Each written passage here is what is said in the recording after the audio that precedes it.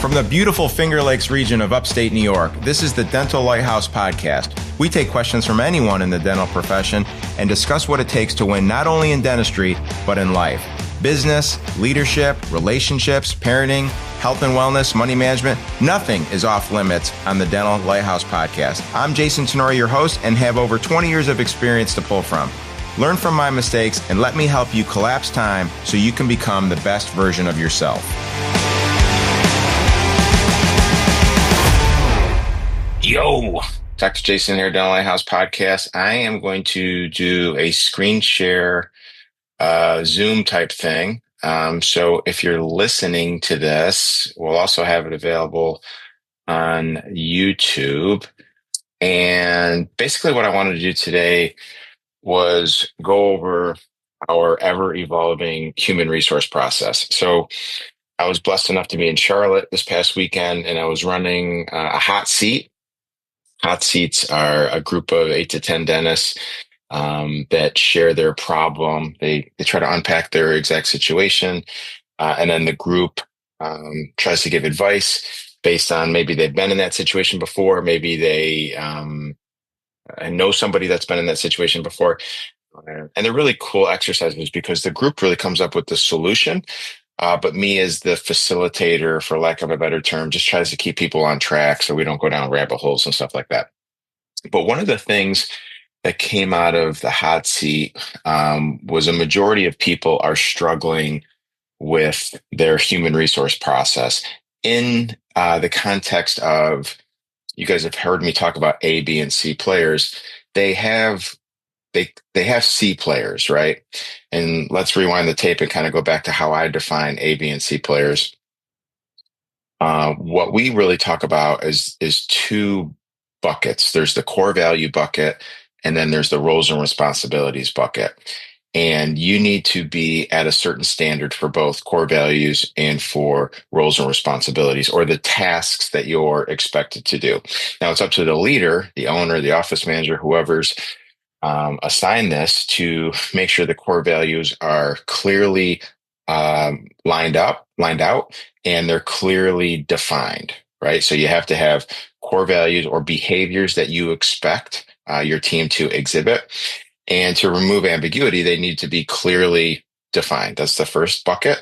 The second bucket is roles and responsibilities. What are the tasks that you're asking this particular person to do on a regular basis?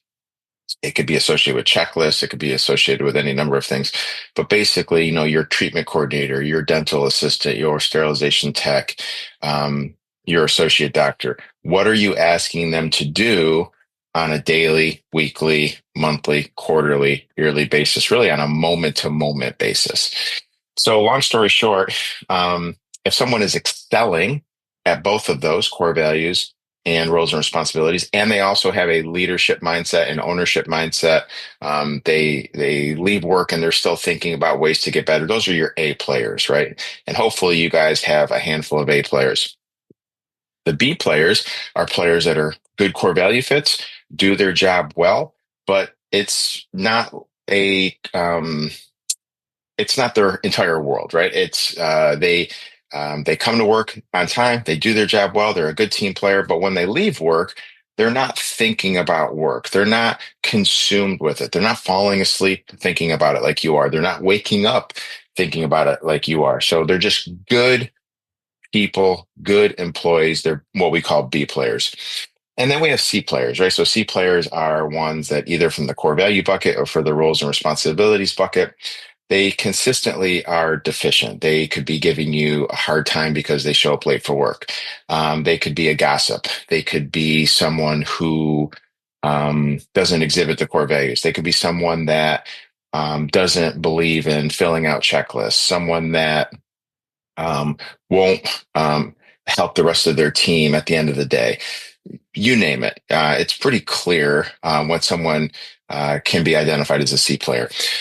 So the reason that I'm even talking about this is it's interesting. When you're an outsider looking in, like I was, and people are unpacking their situation, it becomes very obvious to me and to the rest of the group, to be quite honest with you, because they're not in the weeds of this particular situation, that as this person on the hot seat is unpacking their situation, everyone in the room is like, dude, you need to let this person go. Like, they're a cancer, they're infecting the rest of the team. Like, why are you tolerating this behavior? And the answer always is, I don't have anyone to replace her. Like, is it better to deal with a C player, and all of the stuff that comes with it, but she's still doing her job, or doing her job at some level? Or is it better to simply let them go and then be short staffed?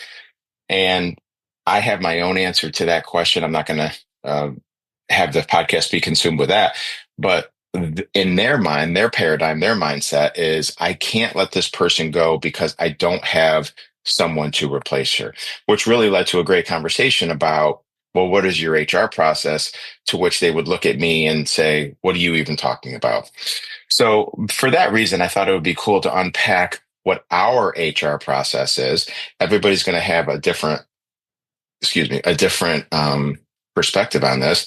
And I'm certainly not sharing this with you because I feel you should do this, but I just want you to have a little bit of clarity on how we do it. And maybe if you guys are doing it slightly inferior to this, or there's some things in my HR process that could resonate with you, that you ultimately adopt it into your HR process. So we have 9 steps. This document I'll make available on our website, dentallighthouse.com. Or you can feel free to text or email me and I can give you access to it. My contact information is on the website. So let's just go through this document. Again, if you're listening to this, awesome. Please pay attention. If you want to actually see this document via video, check out our YouTube page. Otherwise, go to dentallighthouse.com and you can access this Google Doc. So the first thing that we need to do, step 1, let's say, is identify the need and capacity for a new team member. So what do I mean by identify the need? So assess your team's capacity. Are they redlining? Are they short-staffed? Are they getting burnt out? If that's the case, then you need to do one of 2 things. You need to bring on more people, or you need to figure out ways to make that team more efficient. And there's lots of different ways to do that. One of the things that we've done is the post-it note exercise. I have a YouTube video and a podcast on that. You can check it out. But sometimes the team feels that they're redlining, they're getting burnt out. And sometimes that's very true. But other times it's because the tasks associated with a specific team, the assistant team, the front desk team, what have you, are not delegated correctly. Maybe someone is carrying a lot more weight than someone else, or maybe you have specific people doing tasks that they're not good at and that are arduous for them. And we need to kind of just redistribute the tasks. So the post-it note exercise is a really good way to unpack that. So that's the first thing you need to ask yourself. The second thing you need to ask yourself is, do you have the budget to bring on someone? So from a percentage of revenue, now everybody's going to have different P&Ls and different cash flow analysis, but as a good general rule, 25% of your total revenue should be dedicated to everyone on your team that's not a doctor. If you're incorporating associate salaries in that, in my opinion, 50% should be the absolute limit. So if you're already running at, say, 28 or 29%, and your team is begging you to bring on more people, then I would argue it's an efficiency issue, or it could be a super low productivity issue. But typically, if you're producing low amounts, then there's not a ton of work for the team to do. It's funny how that works out. So again, if you're under 25%, then you have a little bit of capacity to bring someone on. If you're in the 28, 29, 30% plus range, then you really don't have the budget to bring someone on. You really need to have a conversation with your team about becoming more efficient. And then the last step of step 1 is defining the role. So making sure that you come up with a perfect job description for whatever you're trying to hire. And from that job description comes a great, attractive, hook-like job ad. And again, I have some examples of traditional job descriptions. We've also moved to the Dave Ramsey model of what he calls KRAs, or key result areas. So you can do job descriptions based on that. And then within this document, there's a resource for you to start to develop that. So that's step one. Step two is recruiting the right people, right? So how do you, now that you've identified, okay, we need somebody, we have the budget for somebody, I have a job ad, a job description and a job ad, what do you do next? So the first thing that we do is we leverage our team, right? So if we have a bunch of A and B players on the team, then they probably hang out with other A and B players. So we first let our team know, hey, we're actively looking for this particular position. If you know someone that could fill this role, then let us know. We'd love to interview them. And we have incentives for internal referrals. So it could be something like a $500 incentive if someone on your team refers someone that works out. And then you would traditionally maybe pay half of that the day they're hired, and then the other half at 90 days, assuming you have good onboarding, something like that. So leverage your current team to find to find a great candidate. Another thing that we have been doing recently is we share the information internally first, and then we'll share it externally. So why do we do that? Well, two reasons. The first reason we do it internally is because we don't want our team thinking that we're going to ultimately replace one of them. So we basically say to them, hey, there's this opportunity that we're going to make public in a couple of weeks. We wanted to give everyone internally the opportunity to look at this first in case you're interested in it. Now, again, in our organization, it's fairly large. So there's a lot of opportunity for upward mobility or side to side mobility or work at a different office or what have you. But when you share it internally and you communicate the why, then the team can take a deep breath and they don't automatically go to a negative mindset of like, oh, I just saw this ad on LinkedIn. Am I being replaced? Right. So proactively get out in front of that, share your job ad internally, share the why behind why you're actively looking for someone. And then in terms of thinking outside of the box in terms of sharing your job ads. Yeah. So all of the platforms, Monster and LinkedIn and all these things, or Indeed, whatever it is. We use a company called Viva HR, which blasts our job ads to a host of different recruiting sites. But we also blast that on social media, right? So Instagram, Facebook, stuff like that. I know some of you guys are using TikTok and Snapchat at a high level. We also do things like that, and your patients see it, and they may know somebody that could be a great fit for the job. So next we talk about the screening process, right? We do everything based on our core values. So we are hitting you over the head with our core values from day one. So make sure your core values are defined, make sure they're listed. We do screenings either via phone or Zoom. It's an awesome way to make sure that we're not setting up in-person interviews, wasting our time, and someone ghosts us or something like that. So a quick 10-minute phone or more, ideally, we like to do Zoom, recorded Zoom call. It can be a really great screening process. So you have someone in charge of this. You have a certain level of questions that you want to ask. Again, we have all this in our HR process document. And you typically know after about 5 minutes, you're like, okay, yeah, this person could work out, right? I feel good about this person. The other advantage of recording a screening like a Zoom recording is you can share it with other key people. So if you have an office manager that's in charge of this, that she wears the HR hat and she does a Zoom interview with an assistant, you can then go to the doctor or one of the associates and say, hey, I'm considering bringing this person in for an in-person interview. Can you watch the 5 or 10 minute Zoom call that we did and give me your thoughts, right? So then you ultimately determine, who's going to make the cut, who's not going to make the cut. You bring in the people that you like, right? And then when you bring them in, what we like to do is a half hour to 45-minute sit down in-person interview. And then if we feel it's going correctly, then we'll transition into some type of working interview or either observation in that particular department. We also like to have these people fill out certain personality or cultural assessments during this period of time. So it could be DISC, it could be Working Genius, it could be Criteria Corp, it could be Culture Index. There's a lot of different tools out there that give you some clarity on is this person going to ultimately be a good fit. And I think that's really, really important, especially something like their skills assessment, right? And we've run into this a bunch where if you're looking for, say, a treatment coordinator, then you want a skills assessment where there's tons of empathy, where there's the person's a good communicator, where they think and lead with their heart over their mind, stuff like that. Now, obviously, you don't want them making financial arrangements that are going to make you bankrupt, but you need someone in that position that has tons of empathy, that's a good active listener versus say if you're hiring for like insurance verification position or an insurance lead or revenue cycle management, you need someone that is really data driven, that understands analytics, that can be tasked with making collection calls, stuff like that. So it's really not a great situation when you find a great person and you put them in the wrong seat right from the get-go. We've done that. Don't get me wrong.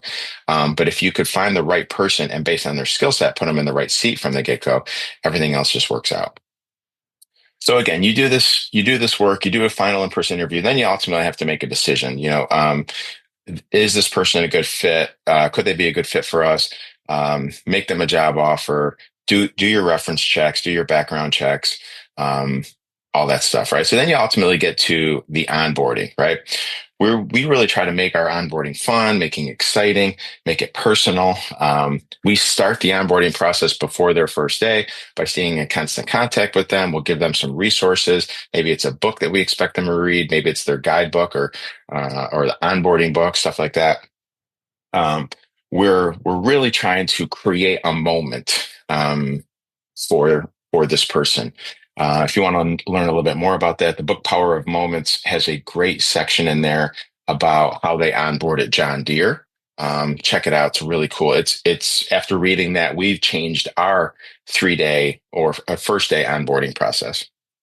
Assign them a mentor, assign them a trainer, make sure you have a checklist in place. People will use 30, 60, 90 or 3 day, 3 week, 3 month.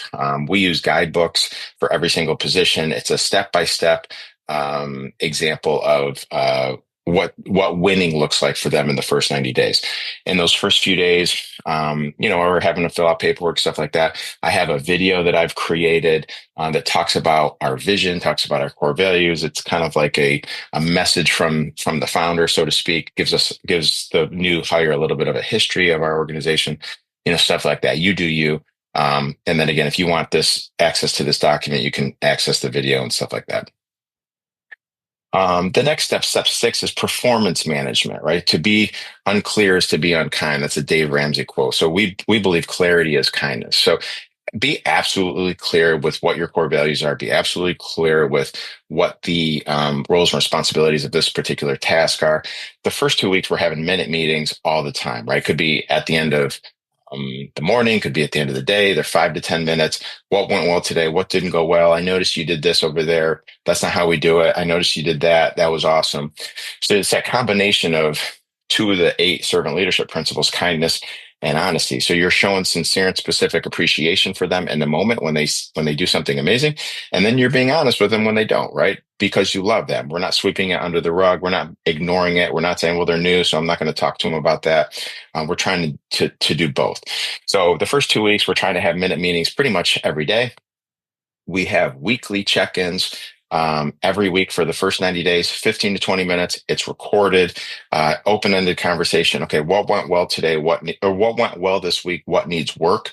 So you're having conversations about that, all in an effort to set this person up for winning. When you avoid these uncomfortable conversations, it will eventually come back to bite you. So don't do it, right? Ask me how I know. So daily check-ins, weekly check-ins. So we have a servant leadership accountability framework where if things are not going well, we're going to go through that framework. We have monthly one-on-ones after the 90 days. No matter if things are going exceptionally well or if they need work. We're just ultimately trying to double down on the relationship and make sure they have true clarity on what winning looks like, and then make sure they feel valued, make sure they feel like they're heard, make sure they feel like they're known. So it's really, really important to do this cadence of check-ins with the person, starting with day one, going all the way through the existence of their employment with your organization. So if they start to slip, right? If they start to go from a B player to a C player, we don't just let them go, but we put them on what we call weekly. So instead of just sweeping it under the rug, we're going to go to a weekly check-in process, right? We're going to be like, okay, you're struggling with one of these two buckets, either core values or roles and responsibilities. We're going to be really specific, and we're going to say, okay, we're going to check in again next week, and we would like to see improvement in said deficiency, right? And then we'll usually do weekly check-ins for 3 to 4 weeks. It's been my experience that if it's a core value issue, then they usually don't change. Sometimes they'll change, but for the most part, they will not. If it's a roles and responsibilities issue, perhaps it was a training failure on our part during the onboarding. Perhaps they need more additional training. Perhaps they didn't know that this particular task was their responsibility. So a good core value fit that's struggling with the roles and responsibilities, we can usually coach that person up. But typically we'll run through 3 or 4 weekly sessions if there's a deficiency somewhere. And after 3 or 4, you kind of, the writing's on the wall, right? They know that they're not making it. You know that they're not making it, and you're most likely going to let this person go. So I love going to weeklies because letting someone go should never be a surprise. In an effort to maintain their dignity, they should have absolute clarity with, okay, this is most likely my last day. Or coming into that 4th or 5th weekly, they're like, I'm not getting any better. I realize that there's no way that they're going to tolerate this much longer. Today's probably going to be my last check-in. Just in an effort to protect their dignity, they should absolutely never, ever, ever, ever, ever be surprised with being let go. So handle that with compassion, be professional, document everything. Again, we record everything. We upload it through AI platforms. So notes are summarized, and there's no ambiguity with like, well, what happened, right? And then finally, if the situation presents itself, I love exit interviews. So it leaves the door open, leaves you guys on good terms. Just be asking really honest, sincere questions. Where did we drop the ball? What could we have done better? Create a real safe space for vulnerability and candor. Ask really thoughtful questions about, what would you have liked to have seen differently? How can we be better for the next time? And then just finish with, these are human beings, right? So just be appreciative that they dedicated a part of their professional life to working for your organization. It's really, really important to always end with gratitude, always end with appreciation. And we have an exit interview template that's in this document that might be a good resource for you. So is that everything? No, but that's 80% of it, right?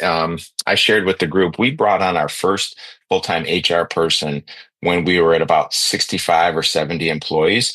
And in retrospect, it was too late. I wish we would have done it closer to 35 or 40. I was out at a Dave Ramsey seminar in Tennessee, and I heard him say that. Now, this company, I believe they are at like 1,000 employees now, right?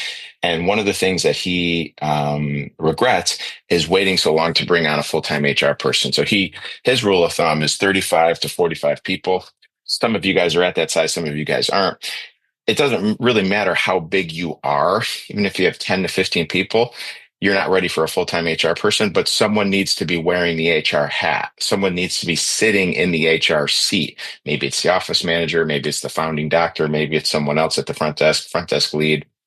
But this document, these 9 steps, this ideal HR process can really help you facilitate and navigate all the steps involved with casting a wide net, going through interviewing processes, ultimately hiring someone, and then most importantly, creating a great onboarding experience, and then checking in with them on a regular basis, daily, then weekly, then monthly, in an effort to make sure that they're going to ultimately be successful. So that's it, guys. Hopefully some of this information landed well with you and resonated. If you have any questions or concerns or want to hop on a call and just kind of talk some stuff out, don't hesitate to reach out to me. My contact information is on the website. And then I'll make sure that this ideal HR process, these 9 steps, our Google Doc gets on the website. And if you can't wait for it to get on the website, then just email or text me and we'll make sure we get it out to you. Have an awesome day. Thank you. That wraps up another episode of the Dental Lighthouse Podcast. You have a choice today. Choose to be a lighthouse. Lighthouses are powerful and steadfast. They are beacons of light for others to reference when life gets turbulent. Go out into the world today and become a lighthouse for someone. Give more than you get. True joy comes from serving others. Start today. I'm Jason Tenori, your host. Thank you for listening to the Dental Lighthouse Podcast. For more information, podcast show notes, or links to anything that we have discussed today, please check out our website, thedentallighthouse.com. We would love to hear from you. If you would like to get on the show, please email us at podcast@thedentallighthouse.com.